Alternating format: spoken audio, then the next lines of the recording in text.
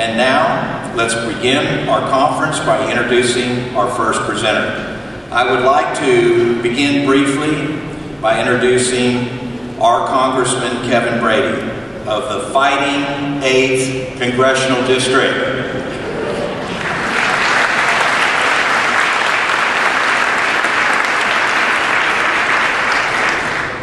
And he is a fighter. Congressman Brady is a senior member of the House Ways and Means Committee, former chairman of the Trade Subcommittee, currently chairs the Health Subcommittee. It's a crucial position for Houston region, which boasts the largest medical center in the world. He also holds the leadership post of Deputy Whip for the Republican majority.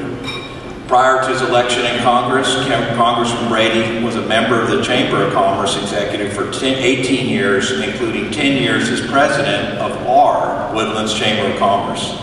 He also served 6 years in the Texas House of Representatives. Congressman Brady lives in the Woodlands with his wife Kathy and his 2 sons. He doesn't live in Washington, D.C. He commutes to work each week to Washington, D.C. Nelda's friend, my friend, your friend, our Congressman Kevin Brady.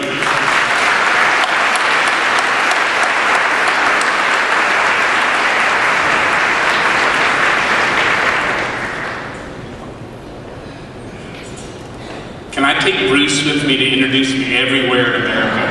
That's exactly what needs to happen.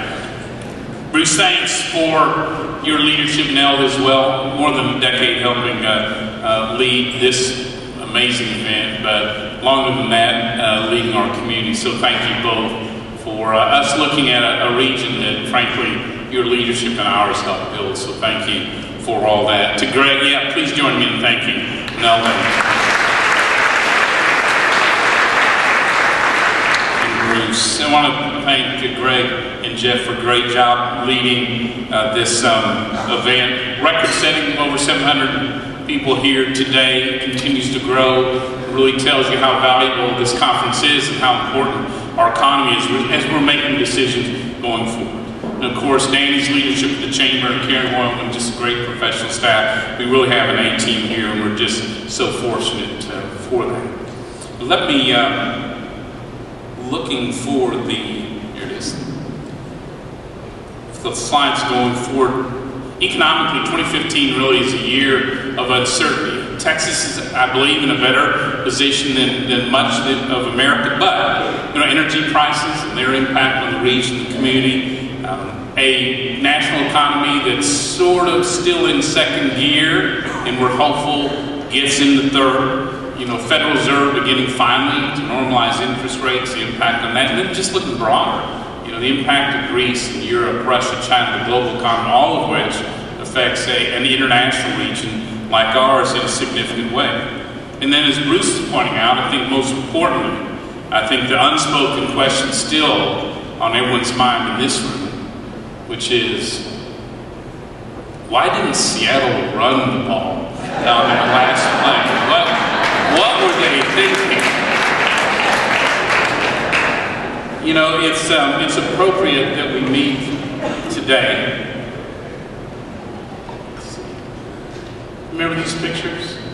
It was on this day, in 1943, Saturday Evening Post published the first of Norman Rockwell's famous renderings, The Four Freedoms. It came from President Roosevelt's State of the Union speech about the 4 freedoms, 4 essential human rights. And they were the freedom to speak, the freedom to worship, freedom from want, and freedom from fear.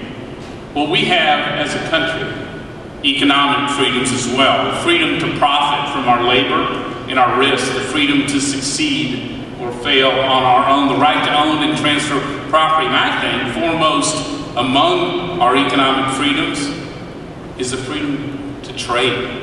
This is a great freedom to buy and sell and compete around the world with as little government interference as possible. It's a freedom that if you build a better product, develop a new technology, deliver a better service, you should be free to sell it, whether it's across I-45 or across the planet.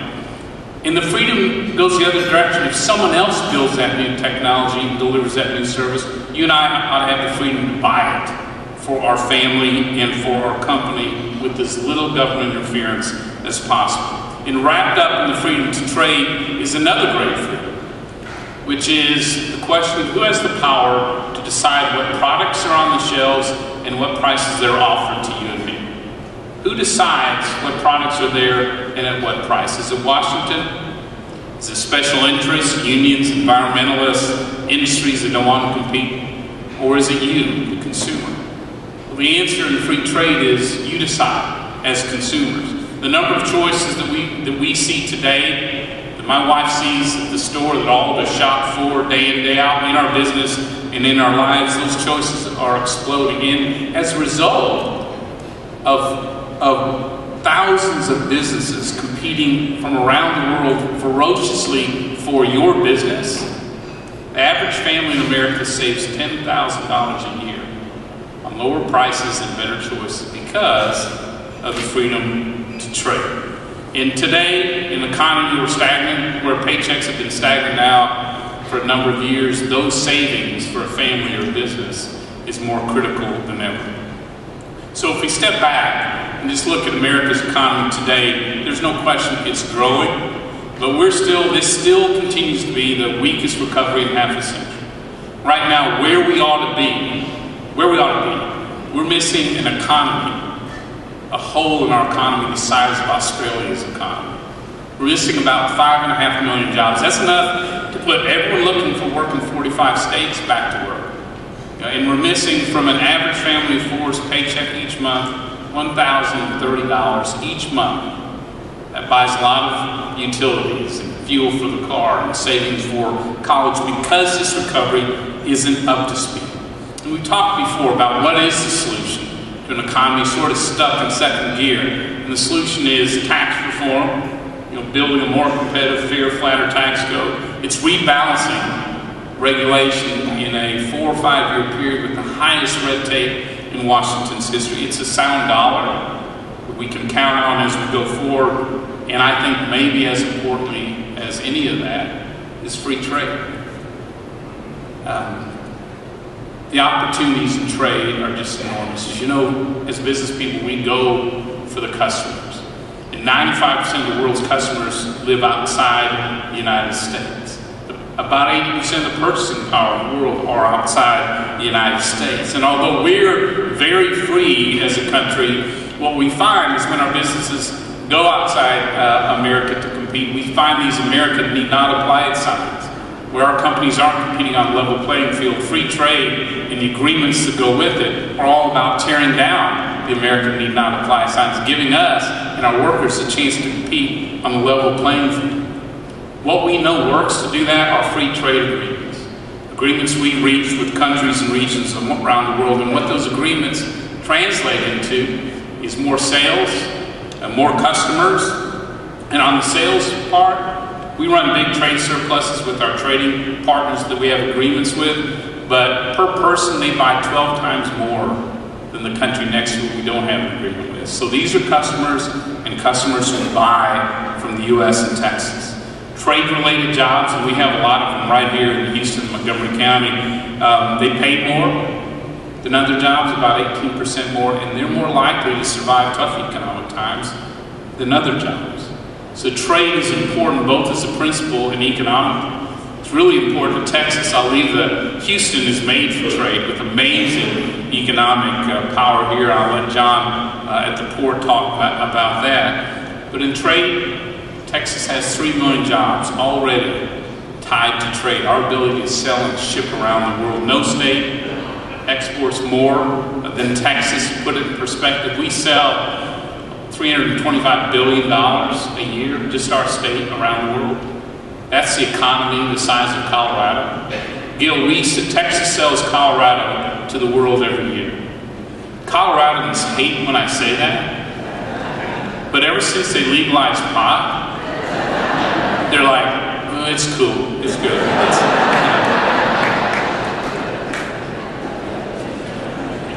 You think about, we're going to talk a little about some of the companies we know you can see around here that trade around the world, like Anadarko, CBI, others. But the truth is, in Texas, we have 40,000 businesses exporting around the world. And most of them, 9 out of 10, are small and medium-sized businesses. So this affects everybody. So why are we talking about trade this morning? I mean, why is this important? It's because starting in about 2 weeks and going over the next year and a half, we have perhaps the most exciting opportunities in trade since I've been in Congress.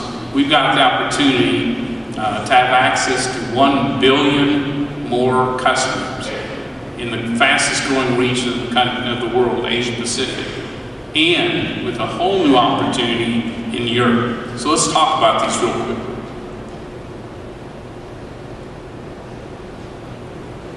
By the way, I love this cartoon. This is an old one, but it shows the power of the customers. The free trade shop, all the products on the market. The one next to it, the protection shop, with what the government decides to allow.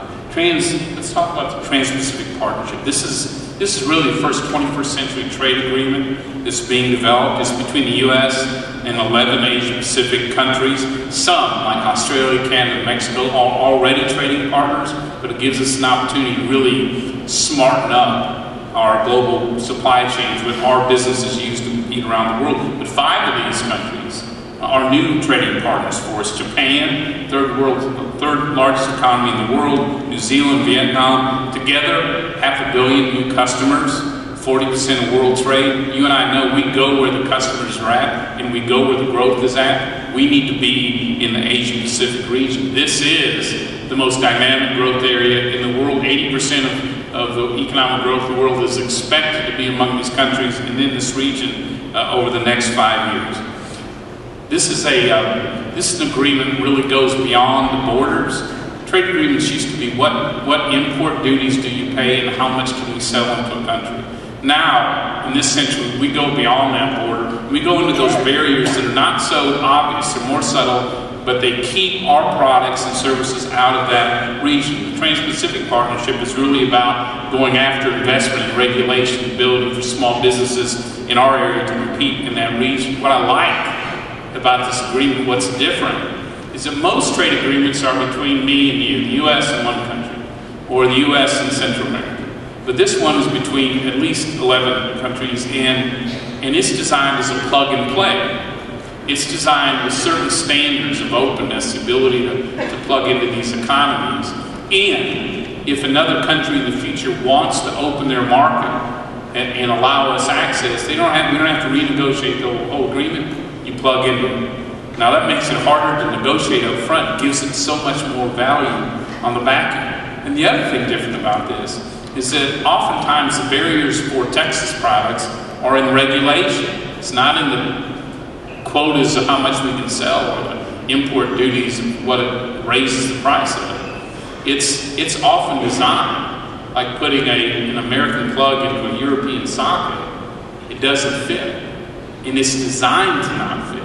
Well, the Trans-Pacific Partnership and the one in Europe is about connecting those regulations, allowing our companies and our workers to compete and plug into their economy and their regulations. It's critical for us to finish this agreement because this is in China's backyard. And one of the goals of this agreement is to make sure we write the rules for trade in Asia Pacific, not China. It's designed for us to be the counterweight to China in that region, which these countries want. This agreement's very important to Texas. We already have 1 million jobs in our state tied to sales in this region. Over 1,000 companies from that region already invest here in our state. If you look at the new parts of this agreement, those 5 new countries, it's a $6.5 trillion market. It's a market only exceeded by the U.S. economy and China's economy. And for companies, when you're looking for new customers, you go where the biggest growing markets are at. Asia Pacific is it for us. Texas sells over $11 billion to the Asia Pacific region already. The potential is huge. Right now, they've just finished the 18th negotiating round for this.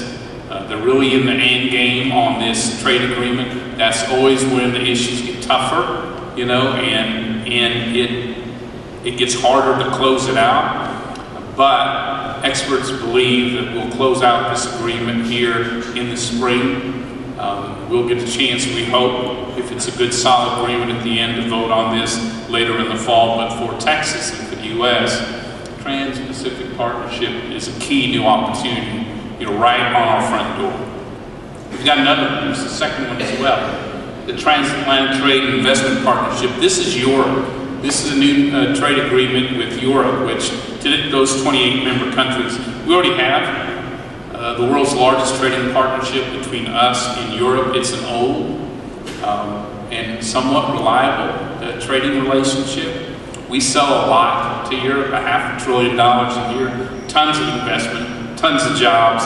And this too, like the Asia-Pacific Agreement, is about going beyond the borders and really plugging in a number of different areas, because the barriers in Europe, the relationship's old, well, the barriers are old as well. And they create real barriers for our Texas companies going forward.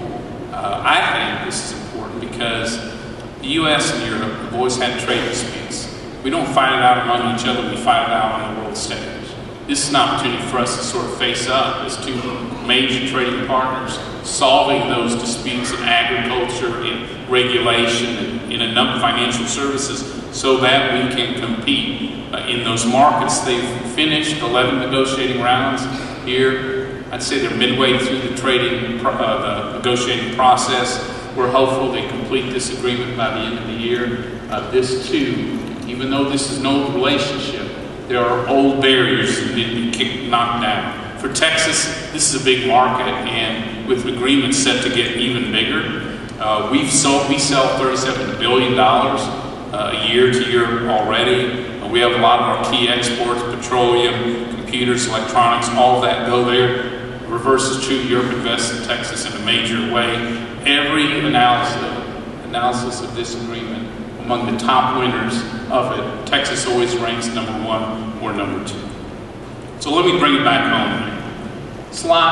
Trade means local jobs for us right now. So we talked about small businesses, but look at some of the ones that you can see from this hotel. Anadarko, the agreement with Asia Pacific and Europe. This will allow them to expedite their oil and liquefied natural gas, which is allowed to our free trading partners, needs permits for the others. So U.S. natural gas would be traded more freely on the global market.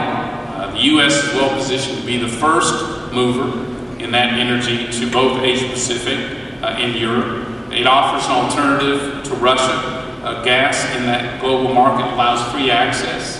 The U.S. oil producers creates high-paying jobs here in Texas, both upstream and in the processing industries. It's really key for companies like Anadarko. And it goes beyond just producing and processing. It goes in the oil field equipment services as well, because our companies, when they compete, invariably take our equipment and our technology and our jobs, use our jobs back home to compete. So these important agreements for Anadarko means jobs. Halliburton, last year the drill bit facility across 242 in the industrial park produced over 11,000 bits, more than half of them sold around the world. But those numbers are going to grow with the Asia Pacific and the European agreement, and it's doubly important because the drill bits are leased.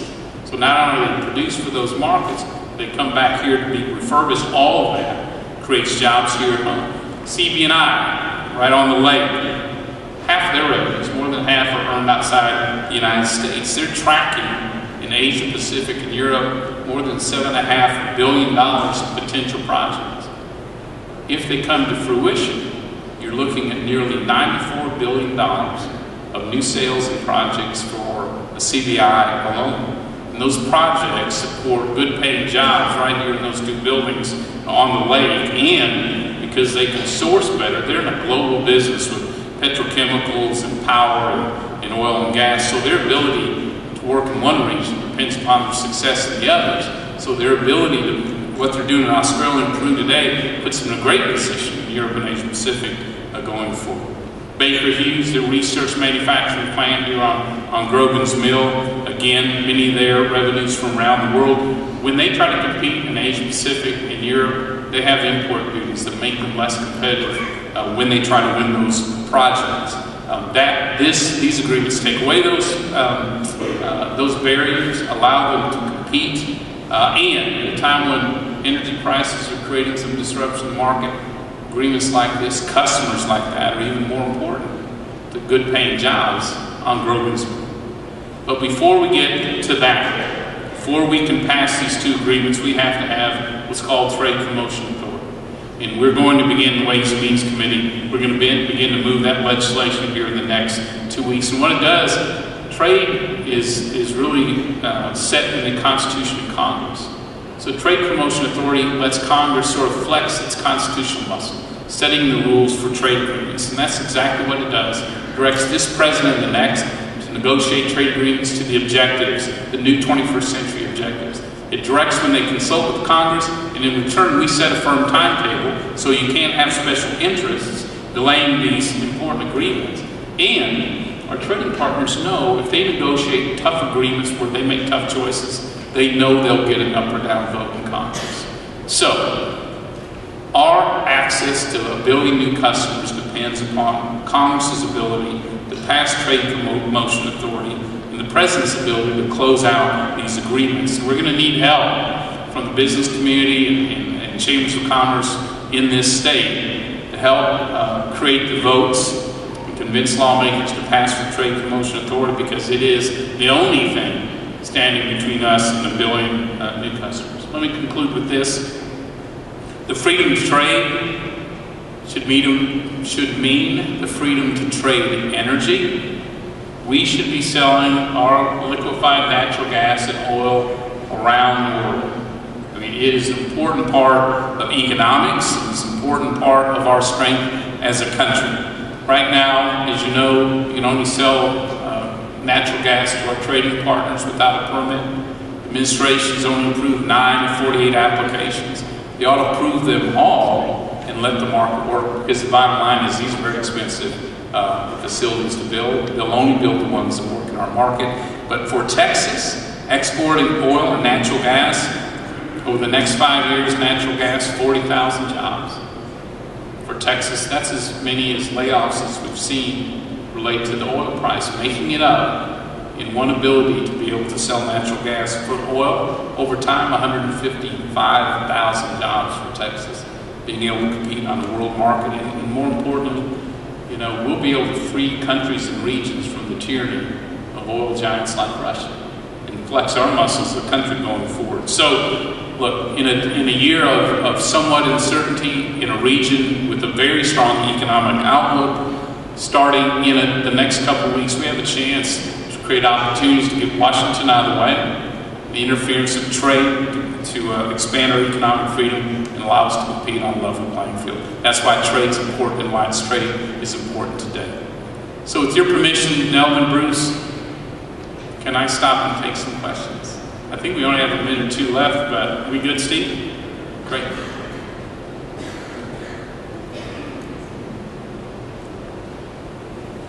Over here. Yes, sir.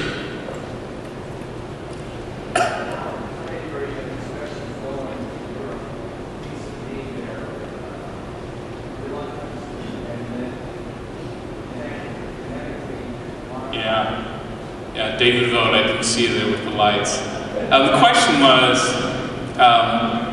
wouldn't you make a great president? That's what David asked. And I really, yeah, thank you, though.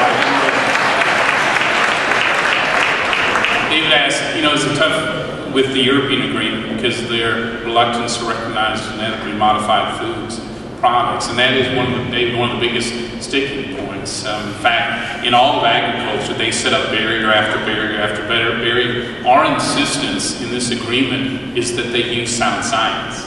You know, they can, like us, regulate their food safety, but what we're insisting is they use sound science, not politics, to do it. It'll probably be one of the last issues to be resolved, both our access to their agricultural market and how they treat, you know, our products in regulation. So, great question.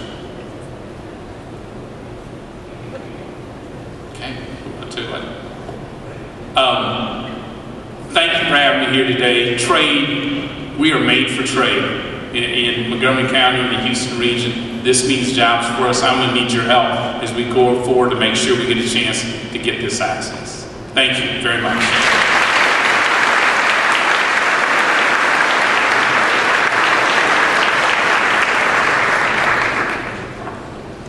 Informative as always, Congressman Brady. We are so thrilled that you take the time to come and to this conference every year. We really, really appreciate you. Can we give him another round of applause?